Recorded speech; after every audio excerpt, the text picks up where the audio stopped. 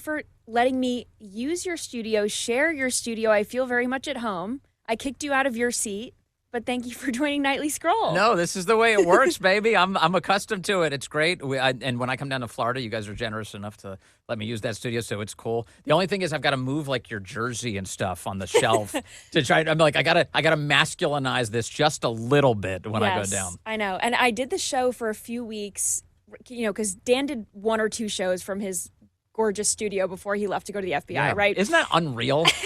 And now we get to use it.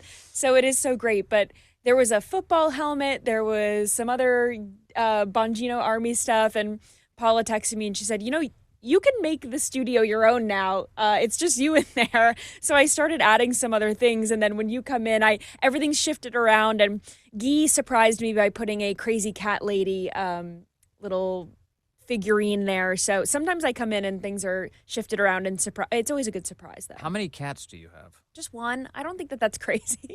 That sounds rational. You want to hear a crazy story about how I got her though? Yeah. So when I was working in Nashville, I worked for Tommy Lahren. I worked on her show. Yeah. That was one of the 6 podcasts that I oversaw at Outkick. And she's a massive animal lover.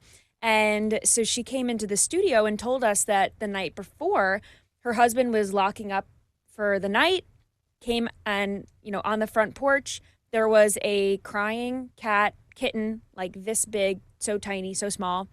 She was 4 pounds and she was soaking wet, crying. She must have been in the rain. So they brought her in, but they have 2 dogs. Yeah. So it was a mess. It was chaos. They had to keep the kittens separate from the dogs and all that. So she comes into the studio the next day and says, her husband works in Syracuse. He works for the Mets. And she was going to New York for Fox stuff. And she said, I have a dog sitter, but I can't leave the dog sitter with my 2 dogs and a kitten. And I can't do that. So she says, I need someone to take this cat. And I said, well, I'll watch her for the weekend. Famous last words. Famous last words. This is like a massive foster fail story, but I took her for the weekend and then the weekend turned into forever. So now I have my cat Birdie and she is very cute. So is she's still cute? She is still cute. And she's good. She's a good cat. She's great. So she's a tuxedo cat. I don't know I know you have dogs, but tuxedo cats are very dog-like. And she's very cuddly, very friendly. Yeah. She's open to strangers. She'll come and lick you. She plays fetch. She's very dog-like. Oh, that's great. So yeah, she's really cute.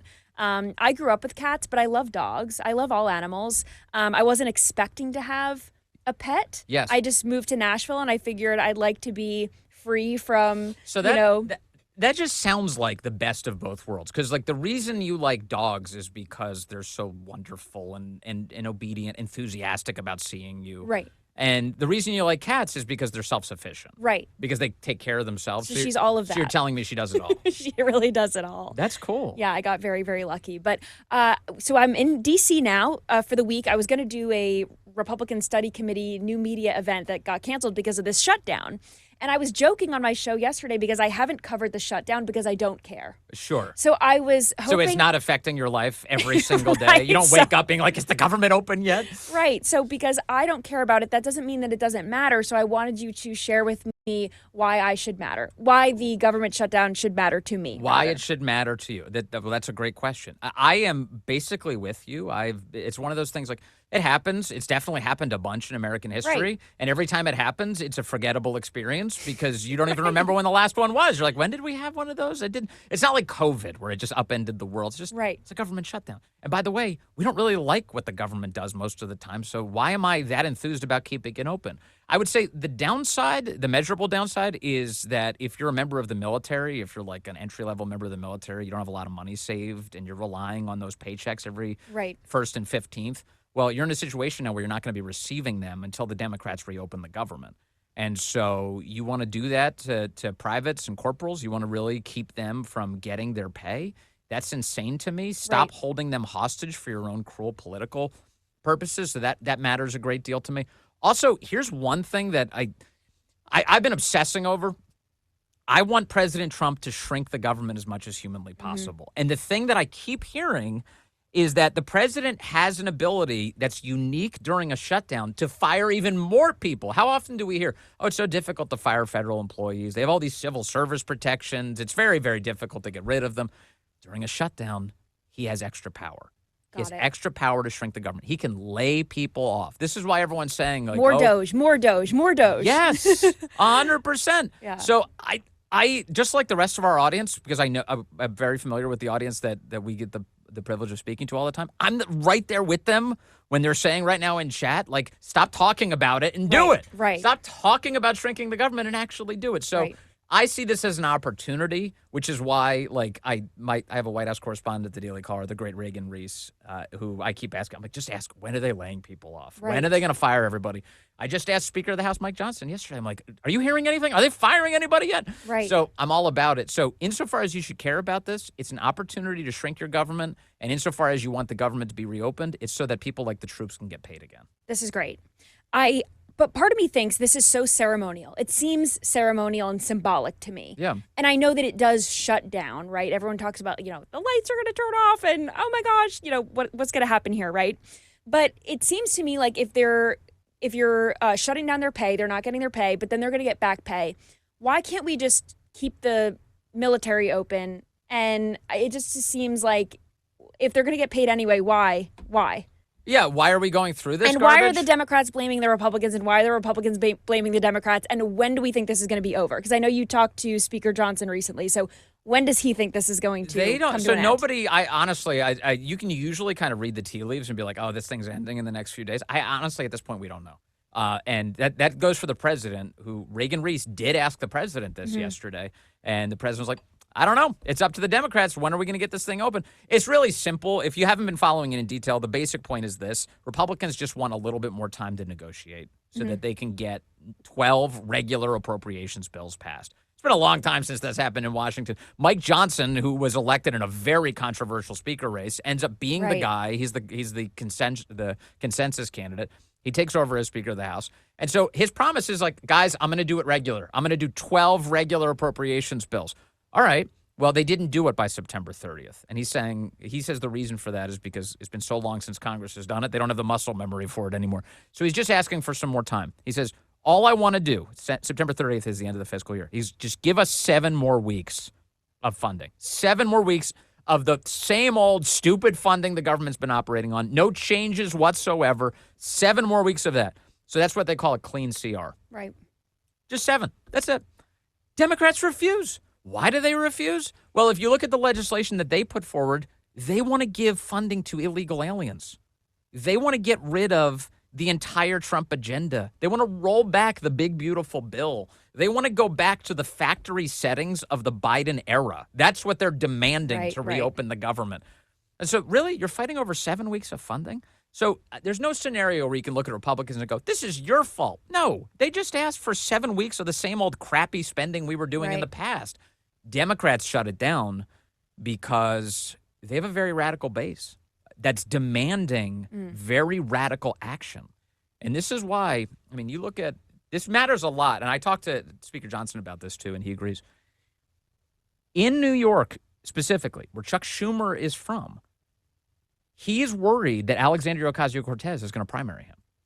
That she wants a bigger office, because obviously she's so smart and brilliant that she deserves a bigger office. She deserves way more influence over your life. Of course. She wants to be a U.S. senator, and her opportunity is to unseat Chuck Schumer.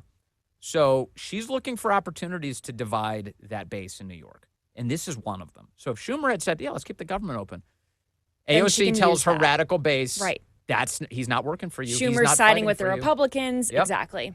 Yep. All right. So Schumer feels AOC breathing down his neck, so he'd rather shut the government down than imperil his own 5,000 years in the Senate. Mm-hmm. Wow. Okay, so thank you for this explanation. I care this much more about the government shutdown. Yeah. But at least now I have an understanding of why this matters and what this all means. So I thank you for that. But it seems like in the last few weeks, we've been seeing even more so this reminder that the Democrats are the party of lawlessness and chaos. 100%. And they show no remorse either, which is very concerning because it just seems like they're ratcheting up this rhetoric, this violent rhetoric. And we're seeing this resurgence of Antifa in these Democrat blue city strongholds, and especially in the Pacific Northwest with Antifa. But I feel like we saw Antifa go crazy in 2020. and it was George Floyd, and they would just hop on any opportunity to bash through windows and ruin small businesses and things like this. They would just wreak havoc. Yeah. And it was during Trump.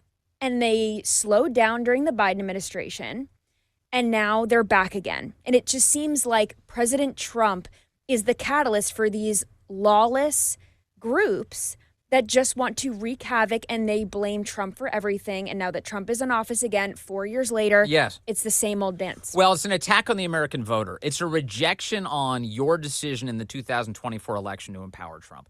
And the view on the left is we have to, by any means necessary, regain power.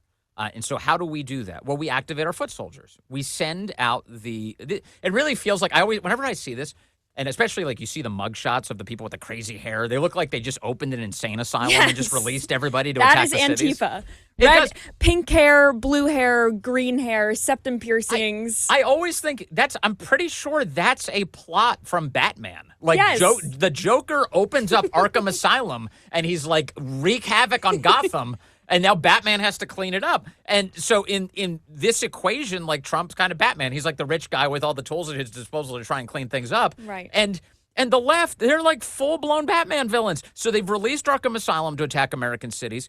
And you're right to detect the pattern here. Because when Trump was in office in the first place, as they're barreling towards the 2020 election, the left activated the merchants of chaos, the agents of chaos. I call them AOCs. The agents of chaos get activated going into the 2020 election. That's good. I like that. And when they do, the effect of that is that voters feel that things are not in control because they're not. And when voters feel like that, they blame the incumbent. At least that's the traditional political science on that question. And so in all of the ways we talk about the left rigging the 2020 election, you can't discount the chaos that they caused in America's streets. And if you are at all doubtful of me putting this forward as being the left being responsible broadly, the institution of the left being responsible for this chaos, remember back, there was an article written in the wake of the 2020 election after Joe Biden is president of the United States. Time magazine wrote a piece about I forget what they call it. It was like the quest to save the 2020 election. And it was a breakdown of all of the things the left did in order to stop Trump from returning to the White House. And it talked about changing the way people vote. It emphasized that. It emphasized that the AFL-CIO took a commanding position in all of the organization of the left. But the detail that I always paid the closest attention to in that article was that they had to make a decision about whether or not they deployed people to the streets on election night of 2020. Right. They made a decision about deploying foot soldiers to the streets. And you look at that and you go, this is them taking credit for the agents of chaos. Right. So, in other words, like the left, this is why when we talk about like a RICO investigation, there it is. There it is, for those of you watching on screen. The secret history of the shadow campaign that saved the 2020 election. Yeah, the written by Molly Ball. They were talking about whether or not they would deploy foot soldiers to the streets. And they said, no, actually, the results look like it's going well for us right now. We don't need to do that. Let's keep them off the streets for now. Yeah. And so that was a centrally controlled decision.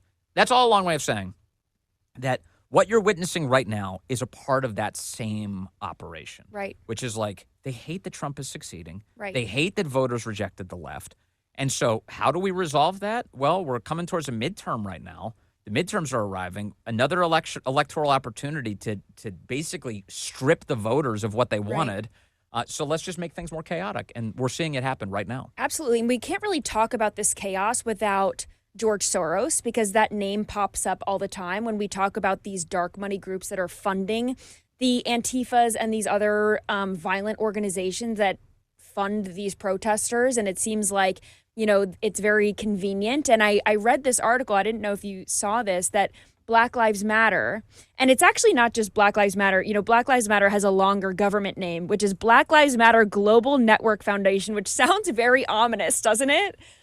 So they are suing the Tides Foundation, which is backed by George Soros. Yeah. They're claiming that, you know, there's a lot of Black Lives Matter money that is tied up in the Tides Foundation that they don't have. They don't know where it is. It's millions of dollars, tens of millions of dollars. So this just goes to show how deeply corrupt these groups are that are funding all this chaos. So think about that, though. So first of all, like, everybody knows that the Black Lives Matter thing was nothing more than a money grab. A shell foundation for, yeah. It bought a bunch of mansions for, whatever that lady, Patrice Cullors or whatever her name is. Right. And BLM stands for Buy Large Mansions. Like that's what it was all about. And then, of course, it was about chaos in American cities. Did more Black lives get saved because of the work of Black Lives Don't think Matter? so. No, actually, more Black lives were lost. Yep. People like David Dorn were gunned down in the streets of the United States because of Black Lives Matter. So that was all bullshit.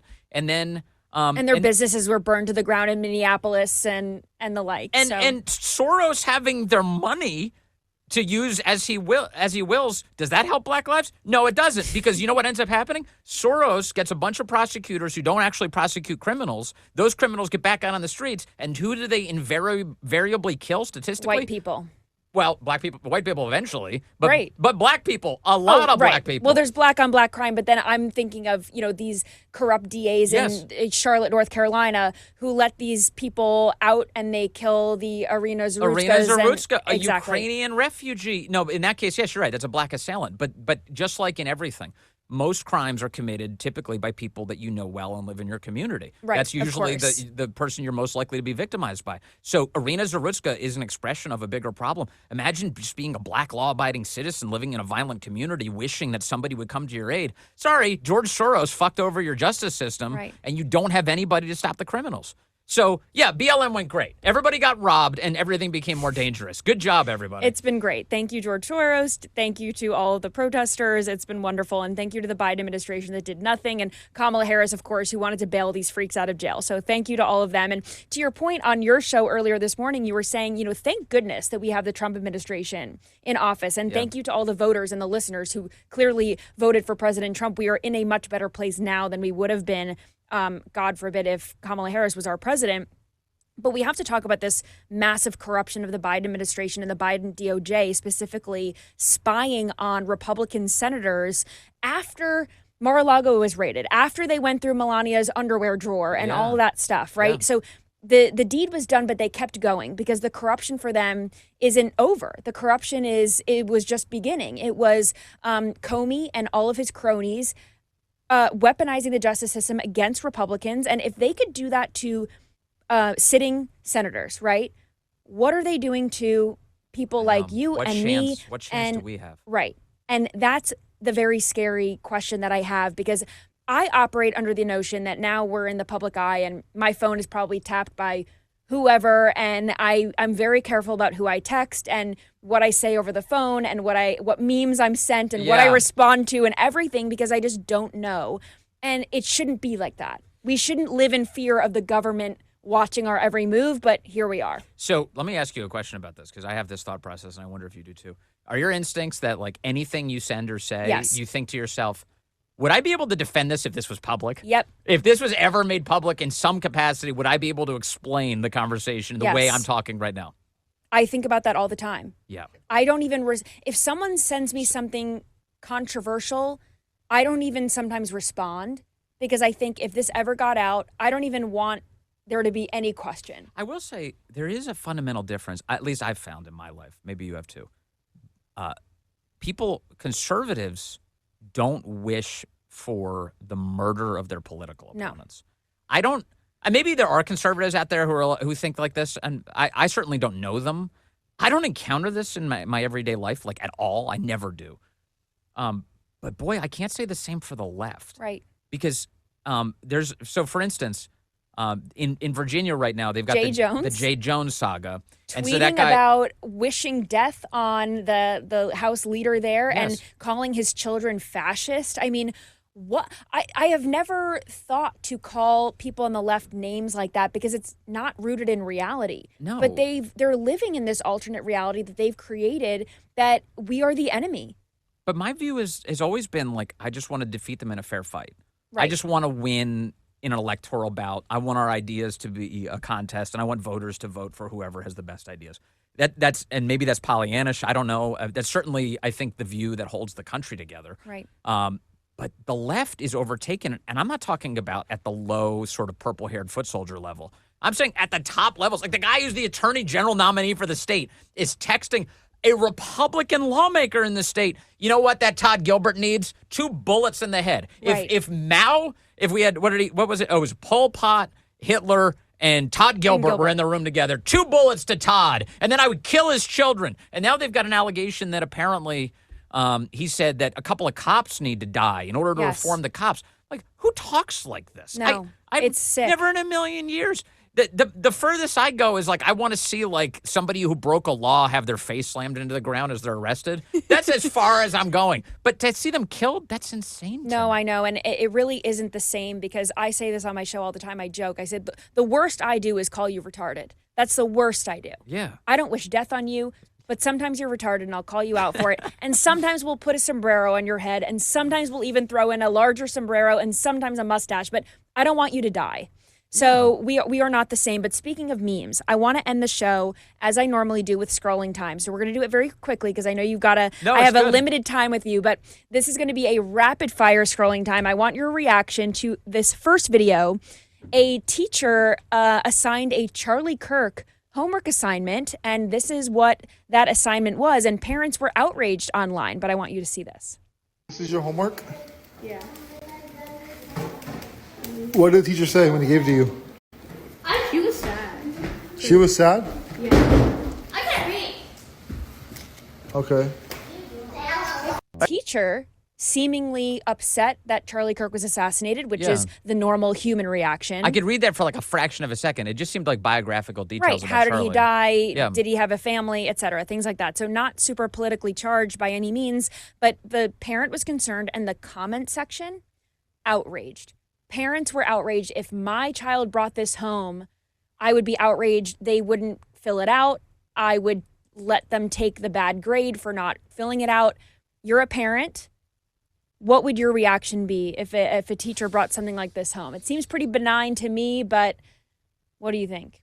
He loved being a father and valued his family deeply. True or false? That's very controversial.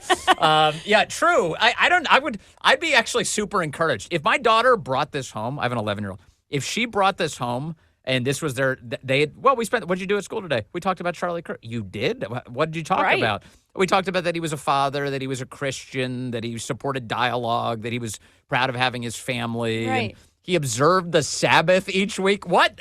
This is very controversial stuff. Very. And it's, like you said, it's biographical. It's not that it's super politically charged in any way, but of course, liberal parents are super upset. It doesn't even say anything about his politics. Like, oh, he believed in cutting taxes. Like, nothing. It's just like, so why? There's nothing controversial. I'd be for it. One of my favorite things, though, is my daughter told me that at school, one of the insults that the kids were wielding last year is that they would refer to each other as Kamala voters. Oof. That was the insult at school, and I was knife to the heart. It brought a song to my heart and a tear to my eye. I was so excited to hear that. Have you seen that viral video of the dad, or there's a little girl crying, and the mom says, "Why are you crying? Daddy called me a Democrat." Yes. So that would be a problem in my house. Yes, exactly. The next one, this guy is talking about how he used to be liberal, but he's been forced to be conservative now. Watch this. So I grew up liberal. All my friends grew up liberal. I was terrified the first time Trump got elected. I was still in high school. But me and all my friends have transitioned to the right. And I was explaining it to my mom, who isn't happy about that. And I was like, Mom, as a straight white dude, we had no other choice. We're becoming the enemy to the left, in the left. So why would I stay in the left as a straight white male? We're literally exactly what they hate the most. So we really had no choice. It's not that I wanted to be on the right or whatever. It's that we had no choice. There was no place for us to stay there. So it's just something to think about. As a straight white male, I just wanted your quick reaction. I totally agree. I mean, why would, I don't know, but it's not just straight white men who are under attack by the left. It's anybody who has any basic conception of what it means to be like a normal functioning biological human. Like, if you believe that there's a distinction between men and women, you're not welcome on the left. Right. If you believe that it's worth starting a family and that actually should be a primary life goal, you're not really welcome on the left. All of that is demonized. And don't you think it's interesting? He said, I was terrified when Trump was in office the first time when I was in high school. What or who made this high schooler terrified of President Trump? Maybe his mother, who's liberal, right? Yeah. Maybe it was the schools. But why are we bringing up this next generation to be terrified of anything. We're living in the greatest country of all time. I you know, I know. It's fabricated. It is. It's really sad, but good for him. That's got to be challenging. It's one thing, like, you know, I'm like a cradle Catholic, and I love that, and I grew up in a house with conservative parents.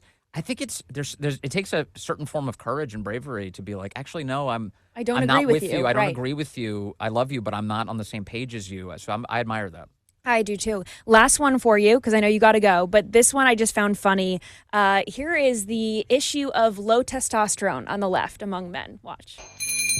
Oh, sorry I'm late. Hey, sir, welcome in. What time was your appointment? Why do you assume I'm a man? Well, never mind. What time was your appointment? Well, it was at 2, and it's 4 o'clock now, but it's not my fault. Society's out to get me. Okay, I don't even want to know. Just take the iPad, check me. All right, so what brings you in today, sir? Day? Honestly, Doc, I'm just here because I've been feeling Oppressed? Yeah, and I've just been feeling like a victim of the Patriarchy? and I don't even have the energy to go to the protests. Yes! Yeah, that's low T. I'm going to put you on 200 milligrams of test a week. I'm going to see you back here in 30 days. Welcome back, Vay. Sir, All right, what time is your appointment? 5 o'clock. I'm actually 10 minutes early. All right, we're 30 days on T.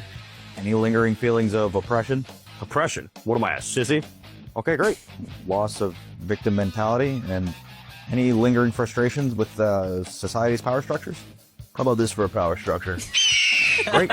Patient no longer concerned with mindless nonsense? Kinda. And how about those protests? Doc, I have a job now. I don't have time to protest. Yes! Well, it looks like you were never a liberal after all. You just had low T.